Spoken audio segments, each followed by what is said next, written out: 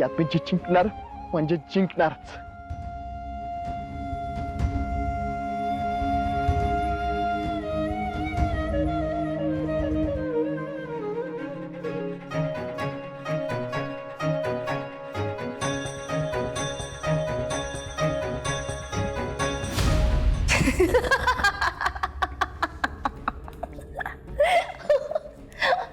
अगं रत्नाताई, हे बघ मान्य आहे मला की मी कायम खोटं बोलत असते, पण आता मी जे सांगतेय ना ते 100% खरं आहे.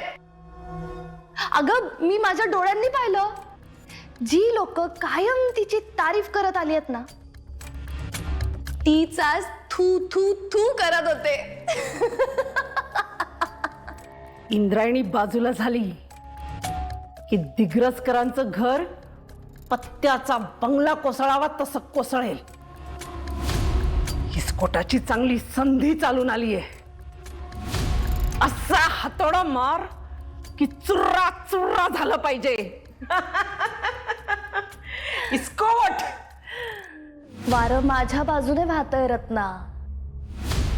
त्या गोपाळवर ना मी माझं जाळं टाकलंय आणि तो अडकलाय ग. आता त्यालाच हाताशी धरून मी माझा पुढचा गेम करणार. म्हणजे तू गोपाळ आणि इंद्रायणीचं लफडं उकरून काढणार.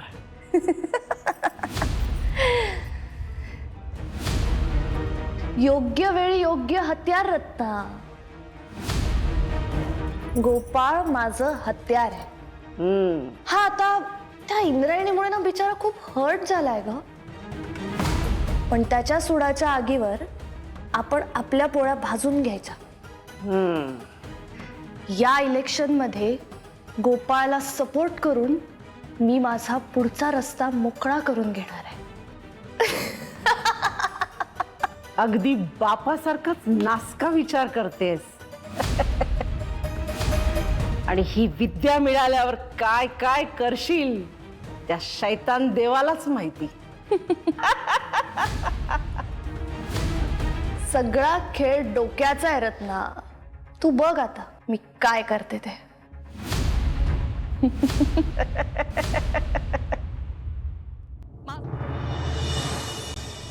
रस्ते सुधारणं, गावातल्या तरुणांना नोकरी, शहरात सरकारी नोकरी, शहरात सरकारी नोकरी मिळण्या. आता पुरे झालंय समज. मोठ्या बाई, काही हवं होतं का? इतकं सासूतपणा कसं जमतो ग तुला? खरं तर तू पिक्चर मध्ये जायला पाहिजे होती. मोठी हिरोईन झाली असती. काय म्हणायचंय तुम्हाला मोठ्या बाई?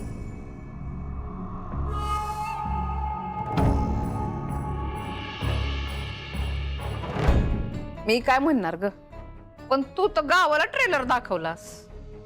मोठ्या बाई, अहो लोकांचं जाऊ द्या, तुम्ही तर घरातले आहात ना, तुम्ही पण असं म्हणताय. पुन्हा तेच. मी काहीच म्हणत नाहीये, अख्खं गाव बोलतोय. अख्ख्या गावात दिग्रसकरांच्या नावाची बदनामी केलीस.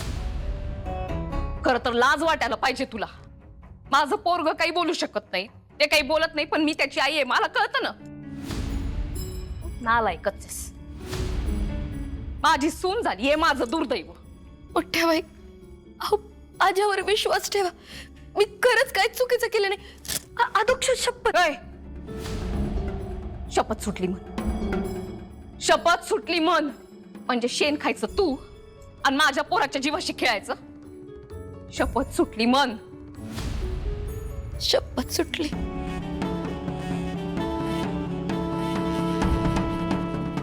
मग आता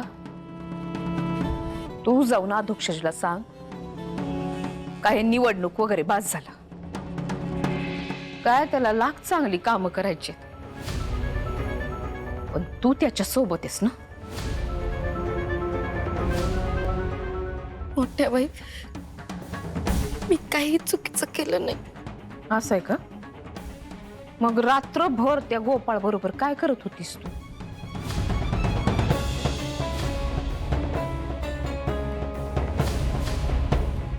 चल सोडतो तुला.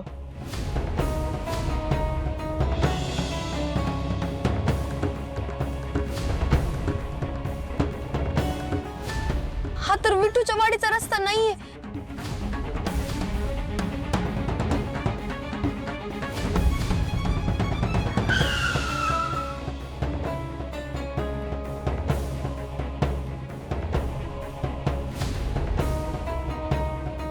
काय करणार होते मी? तू काहीच नाही केलं. जर का तू स्वच्छ चारित्र्याची असशील तर साबित कर, पुरावे दाखव, मग बोल.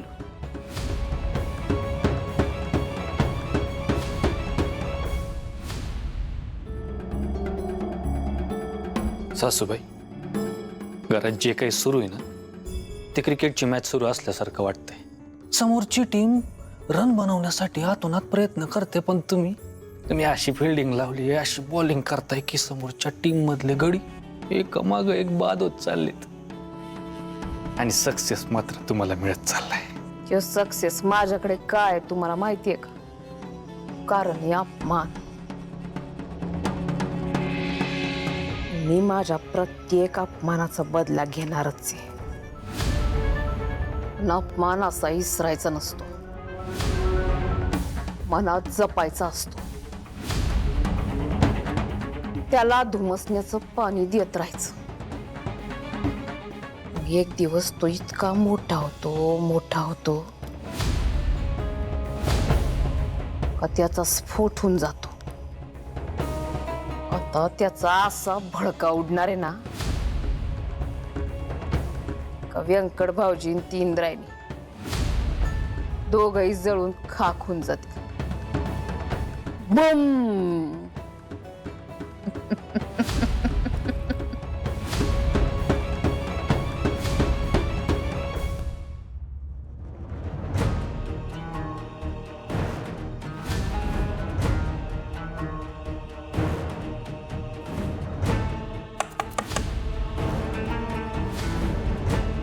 साक्षात इंद्रायणी देवी आज इकडे आमच्या खोलीमध्ये. कसं काय? त्या दिवशी लिफ्ट देताना तर नको नको म्हणत होती, माझ्याशी गाडीमध्ये एक शब्द बोलला नाही, कामाशी काम फक्त. आणि आत्ता इथे का? कशासाठी? कशासाठी आलीये याचा अंदाज आलाच असेल तुला. नाही. हे बघ गोपाळ, गावात काय सुरू आहे हे तुला माहिती आहे. माझी फक्त इतकीच रिक्वेस्ट आहे की तू. बाप रे, एरवी तणक्यात राहणारी, स्वतःला मेन म्हणवून घेणारी इंद्रायणी रिक्वेस्ट करतेय, ते मला का? कशासाठी? गोपाळ, आपल्या संबंधांबाबतीत गावात गैरसमज पसरवला जातोय. पण आहेतच ना आपले संबंध. हे म्हणजे तू माझी बालमैत्रीण होतीस आणि आता माझ्या लहान भावाची बायको आहेस. त्याबद्दल नाही बोलत आहे मी. मग गावात आपल्या बाबतीत काही बाई बोलल्या जात आहे. आणि अरे बापरे, मग आता? मी कितीही ओरडून लोकांना सांगितलं तरी ते त्यांच्यापर्यंत पोहोचणार नाहीये. हे मग तुझी द ग्रेट पॉवर ऑफ कीर्तन, निरूपण, प्रवचन वापर ना. माझ्यासारख्या पाप्याकडनं असंही कायच होणार आहे अगं. आणि मी तरी काय करणार? शेवटी आपण प्रेम केलंच ना एकमेकांवर. इतक्या खालच्या दर्जाला जाणार आहेस? हे एक मिनिट, तुझं तिथं येणं, मला लिफ्ट देणं, आड रानात गाडी घालणं, गाडी बंद पाडणं, ऑइल संपण्याचं सांगणं, हा सगळा प्लॅन होता.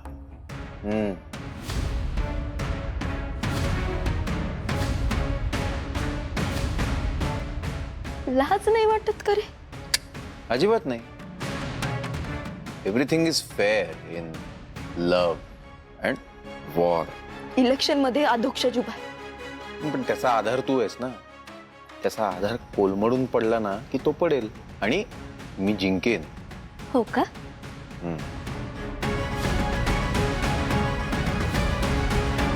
मग नीट ऐक.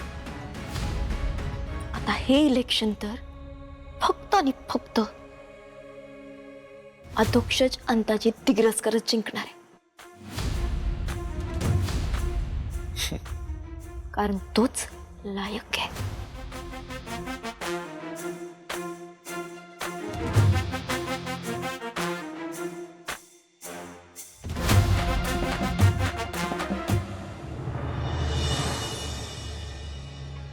विठुराया, आदू आणि मी जीवाच्या आकांतानं लढतोय रे. पण ज्या लोकांसाठी रात्रंदिवस लढतोय, सतत त्यांच्या भल्याचा विचार करतोय, आज तेच लोक आमच्या विरोधात उभेत आणि माझ्यावरच आरोप करतायत. विठुराया, ते माझं नाही, समाजाचं अपयश आहे. इतके खाली कसं काय उतरतात रे लोक? इतके निष्ठुर कसे काय होतात? एखाद्याच्या सच्चिन चारित्र्यावर आरोप करायचे कसं जमतं? कुठून येतो हा द्वेष, तिरस्कार? ही लोक लहानपणापासून बघत आलेत ना रे मला. माझं बोलणं, वागणं सगळं माहिती आहे यांना. तरी सुद्धा असं का वागतायत माझ्याशी? कुणी कसंही बोलू देत, कसेही वागू देत, पण मला माहिती की तू चांगली आहेस. आणि तुझ्यावर आरोप करणारे डंबो लहान समजू नकोस. आम्हाला सगळ्यांचं सगळं कळतं. तूच सांगतेस ना, कोणी निंदा केली, शिव्या दिल्या तर त्या घ्यायच्या नाहीत म्हणून. त्यांनी काही म्हण, तू चांगली आहे हे घरच्या सगळ्यांना माहिती. आणि तुझा बेस्ट फ्रेंड विठुरायाला सुद्धा.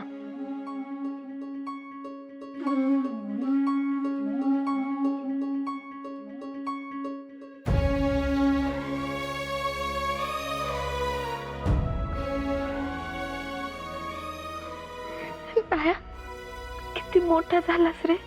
इंदू मामी, मी लहानच आहे, फक्त आता मोठ्यासारखं बोललो.